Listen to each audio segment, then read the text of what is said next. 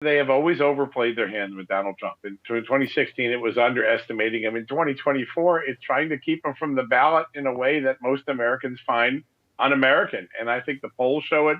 Every time they take another action trying to keep him from running, he goes up in the polls. And I think David Axelrod said out loud what a lot of Democrats have said to me privately in the last few months, which is this whole strategy is boomeranging on Democrats. And they may end up making Donald Trump Nelson Mandela. Now, again, they're very different people in terms of historical senses, but the concept that you try to keep someone in prison so they can't run for president seems very foreign to most Americans. I think David Axelrod has a right. There are millions of people who want to vote for Donald Trump. Let the voters decide this at the ballot box.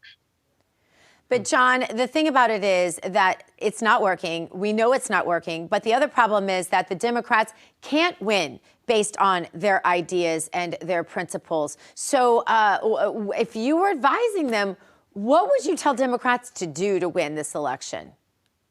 Listen, I think they got to address the economy. They got to stop saying the economy is great when every person goes to the grocery store saying this ain't great.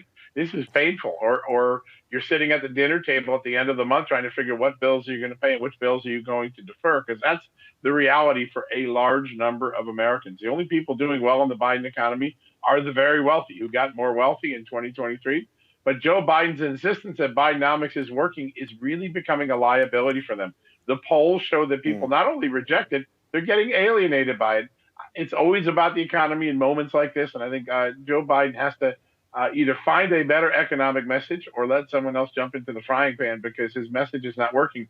I will say one other interesting thing.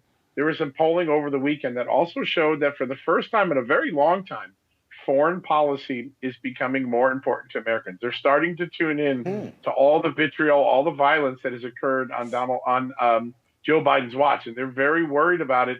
That's a rarity. Most times, presidents have enough of a strong foreign policy. People say, let's talk about the dinner table issues here in America.